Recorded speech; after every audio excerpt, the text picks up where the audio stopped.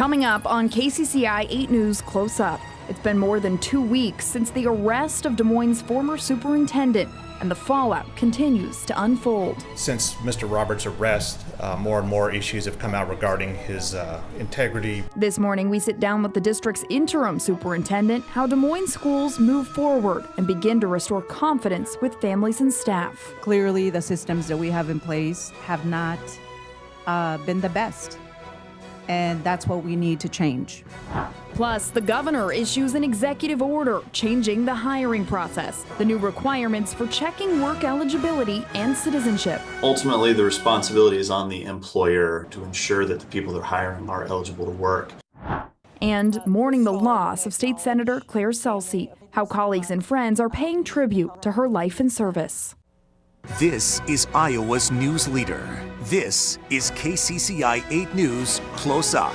Good morning. Thanks for joining us for KCCI 8 News Close Up. I'm Chief Political Reporter Amanda Brooker.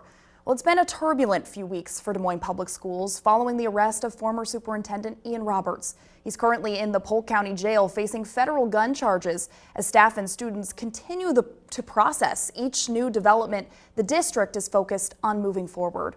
After weeks of controversy and confusion surrounding Roberts, the Des Moines School Board held its first regular meeting last Tuesday. And while many in the crowd offered grace and gratitude, some say it's time for the board to rebuild trust from the ground up.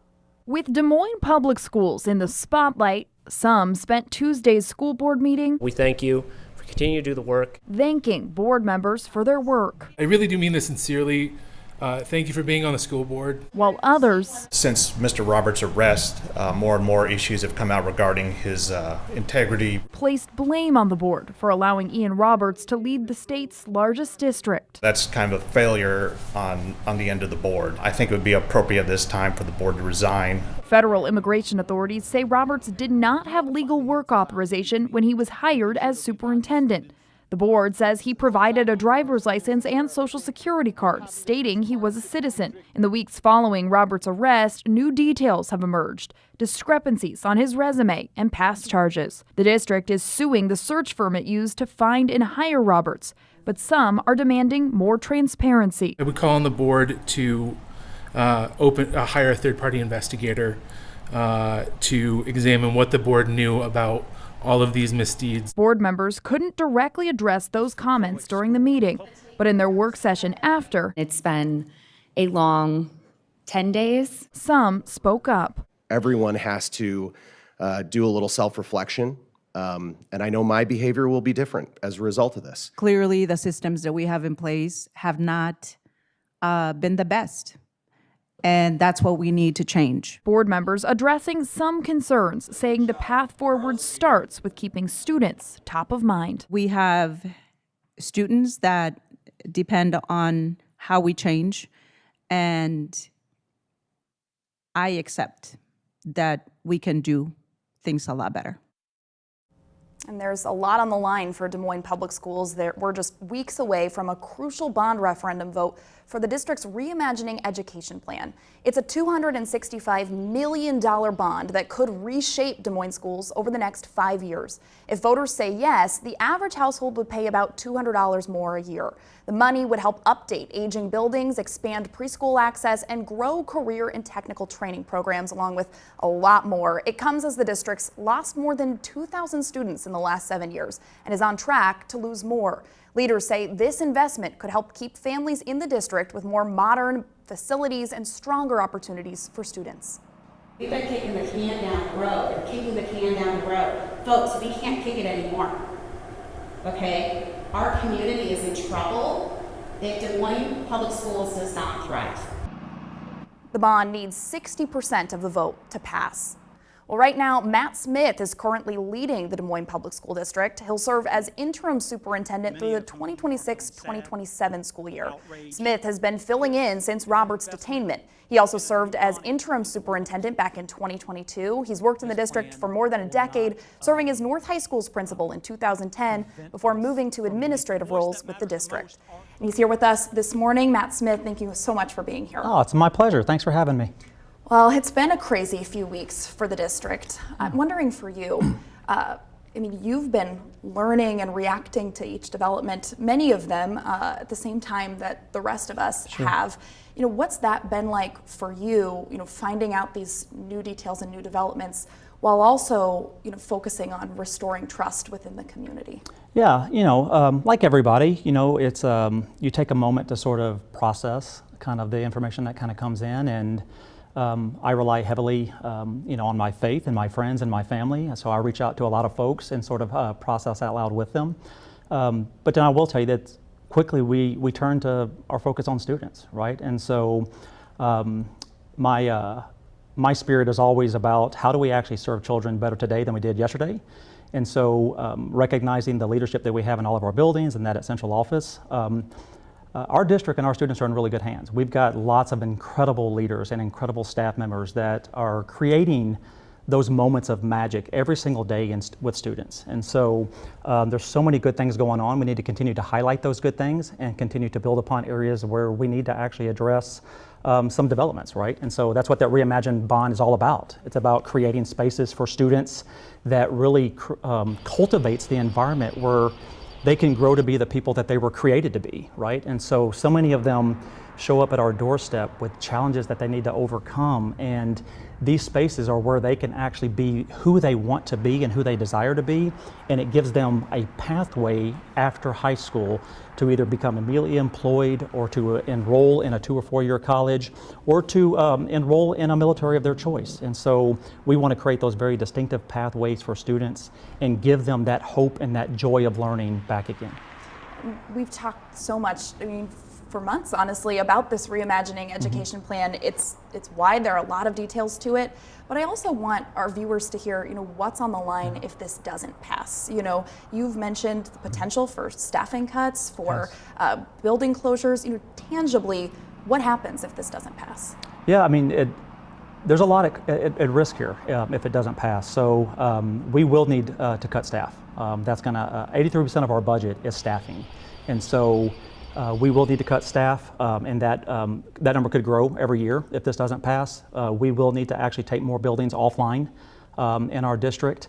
And honestly, what it also means practically is if nothing changes, then nothing changes, right, in terms of student outcomes and student results.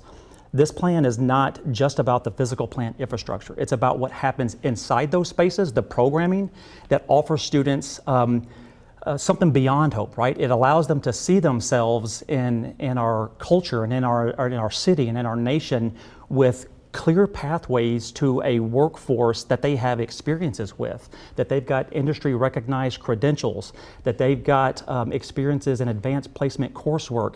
So all of those become possible for students with this investment in the bond. And if it doesn't pass, there's going to be consequences for us as a district and as a community. Because the other thing that I want to continue to emphasize and lift up is students are always going to be first and foremost for us as an organization. And so it's going to benefit 30,000 students in the next 5 years and the 30,000 students beyond that, right? So this is a generational input for us as a community.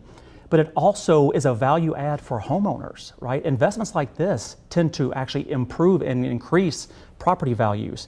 It spurs on economic development in our city. So it really is a win-win-win for all of us, but particularly for the students that we serve. When you say that staffing cuts are on the line, how much are we talking? Yeah, so we're determining that. And so a lot of that is driven by our enrollment. That is the vast majority of the revenue that we receive from the state. And it is also variable by the supplemental state aid that we get from the legislature. So we're hoping for well above 2%, which has been the average for the last decade. And so all of those things help. So we will determine that through the course of our budget development process, but it could be significant. I want to shift gears here a little bit to a big change that the governor announced this past week. There are new requirements now from the state level to use E-Verify when checking work eligibility. How does that impact your district for the people who currently work there or people who want to work there? Yeah, sure. I mean, again, we will absolutely take in the governor's new law, and we'll apply, right? And so we will continue to be compliant and work collaboratively with our state agencies and our federal agencies. And so we take in all that information, we look at the requirements, and then we will apply that accordingly.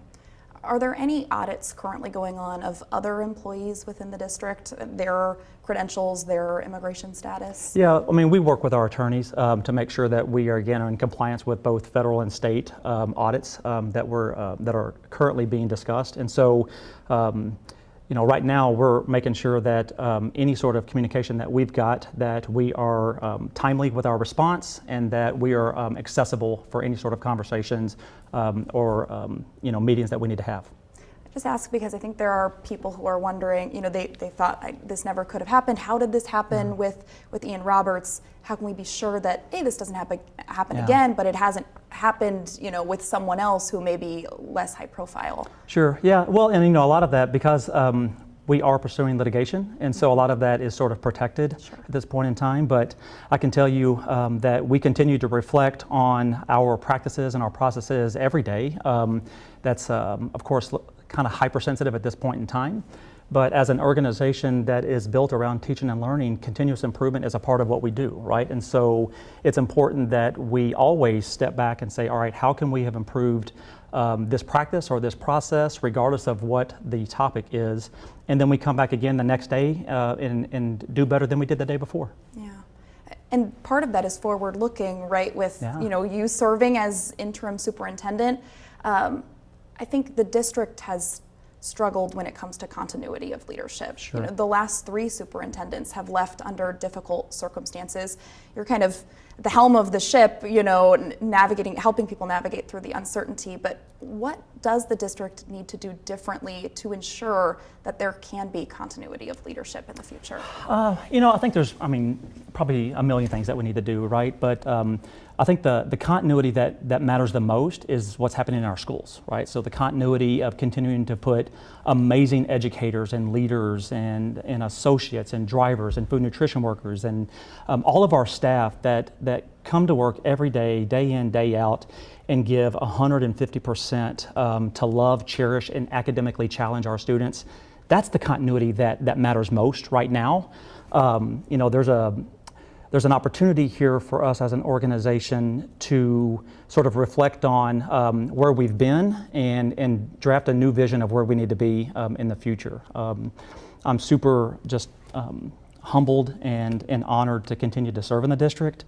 Again, I've been here for 15 years. It's meant the world to my family and me, both personally and professionally. And we feel it is a blessing, actually, to be able to live in Des Moines and work in Des Moines Public Schools. And so we're going to continue to show up every day and meet the challenge of the day and lead through that, and then continue to work towards improving outcomes for students. You'll serve for 2 years as interim superintendent. Yeah. Do you want to apply after that? I might. You know, it's I haven't really put a ton of time into thinking about the long term after the 2 years. My focus right now has just been strictly on, you know, what do we need to get done not only this week but next month and this school year, heading into next school year. So I've been working with the team on just sort of maybe shuffling some structures and delegating some new responsibilities to make sure that we keep our focus on our students that we serve and our staff, right? And so I think a lot of times in moments like this where it's challenging everybody, not just the district, but our community and our state, I think oftentimes the staff can get lost in this, and they do amazingly incredible things, and it's also important that we lift up their health and well-being and continue to pour into them through professional learning and just being there with one another, right? So one of the things that I think that will help create continuity is that as an organization that we continue to hold each other to the highest standard, and at the same time, we need to support each other in our lowest moments. And so this is an opportunity for us. Really quickly, but I want to ask it because I think, as you mentioned, students are, you know, what a lot of the focus is on right now. I think there are a lot of students who saw Ian Roberts as a role model and are now really struggling as he's mired in scandal to reconcile, you know, how they saw themselves in him versus, what some of the things that are coming out again, that he's been, the charges that he's facing and things like that. What do you say to those students who are confused and disappointed? Yeah, I would tell them to continue to lean on staff. We've got staff there that are trained to help sort of process through the emotions and the feelings that students are having right now. And it's complex and it is challenging because he was absolutely a role model to so many of our kids. And these are not easily solvable emotions to sort of work through, and we definitely don't want students to actually do that alone. We want them to be with adults that are trained in supporting them through this, and we offer those services and will continue to reach out and be accessible for students. Well, Matt Smith, thank you so much for joining us this morning. We appreciate it. It's a pleasure. Thanks so much. Well, still to come on Close Up, no relief in sight as China holds out on soybean sales, what farmers are doing to survive. But first, I don't know that it would be a great defense to say that, oh, I was expecting someone else to do that for me. an executive order in Iowa for the use of E-Verify, what this means for the future of employment eligibility in our state.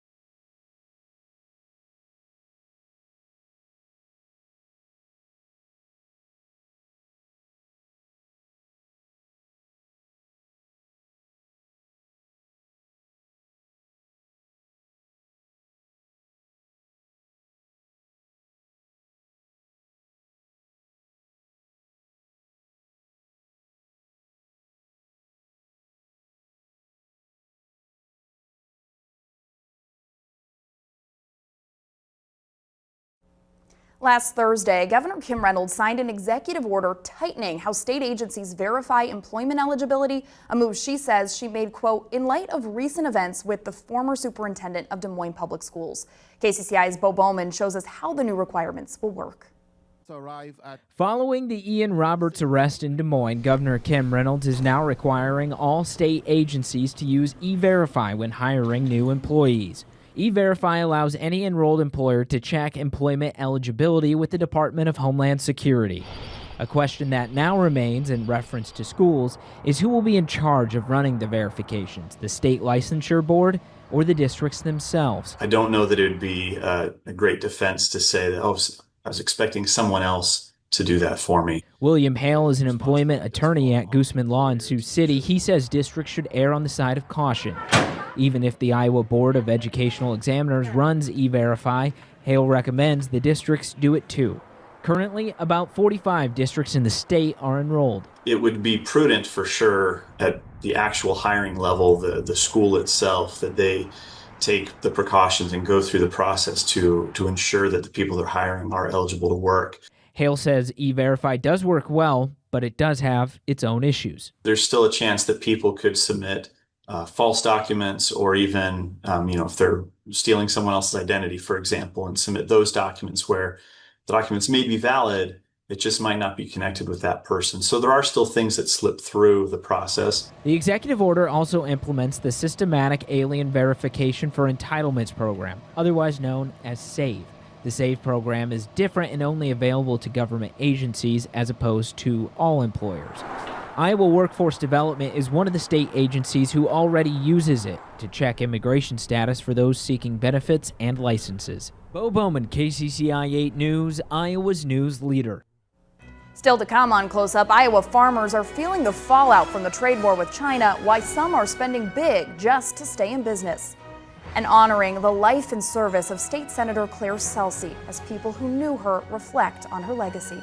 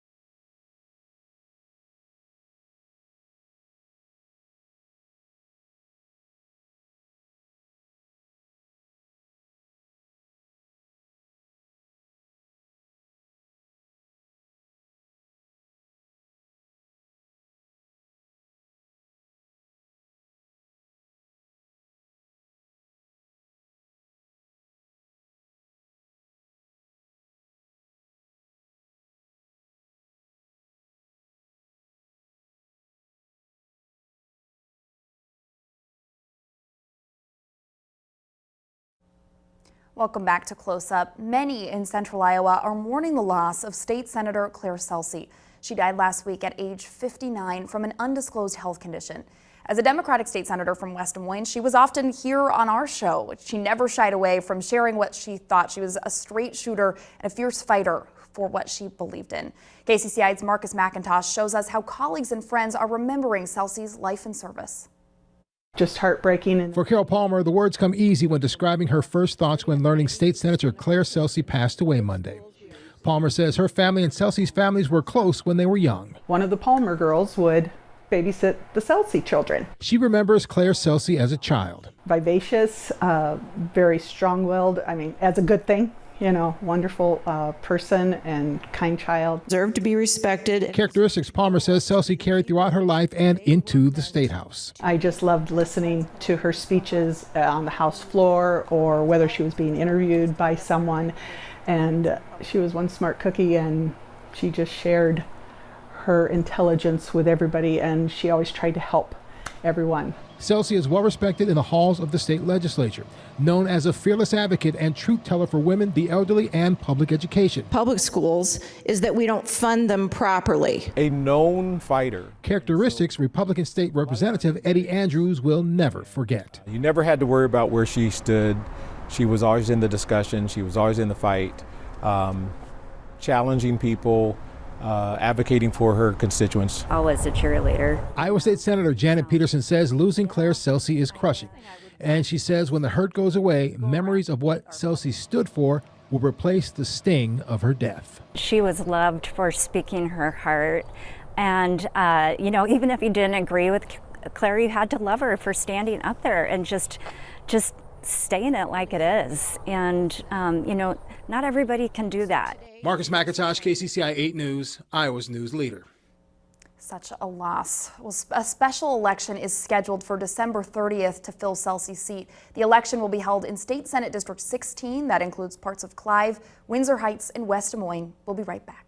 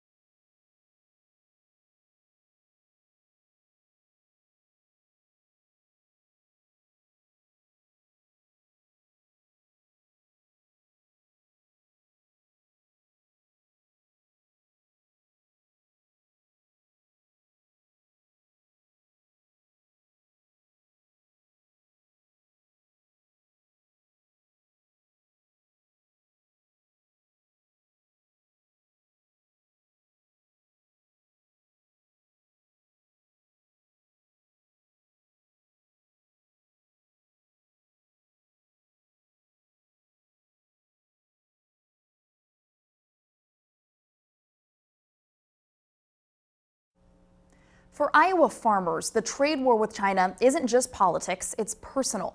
Their biggest buyer has stopped purchasing soybeans, boycotting over U.S. tariff policy. KCCI senior reporter Todd Magel shows us how farmers are adapting to survive the soybean standoff.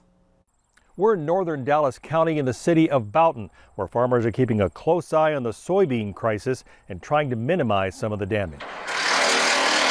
A construction crew is busy building 2 new giant grain bins for farmer Mike Brailsford. It's a $1.2 million project he's constructing thanks to the soybean trade problem. Most years we go and we will sell some in harvest, but you can't do it this year. You're going to lose money. Brailsford farms 6,000 acres around Dallas and Boone County. After 50 years in the fields, he says this is the worst trouble for farmers since the farm crisis of the 1980s. He says he and other farmers and co-ops are busy building additional storage so they don't have to sell soybeans at a loss this fall. Once again, it's supply and demand, and if China doesn't buy our beans, then we have no place to go with them. And the elevators can only hold so much too. They run out of room. Brailsford says he saw the soybean crisis coming, so he ordered the new grain bins last summer. It's a gamble he hopes will pay off once crop prices rebound. That means selling soybeans and not taking a federal handout. No farmer wants taxpayer money. We want to be a business like John Deere and Pioneer. We want to set our prices and be able to pay our bills. Todd Magel, KCCI 8 News, Iowa's news leader. Thank you for joining us for KCCI 8 News Close Up. We'll see you back here next Sunday. Have a great day.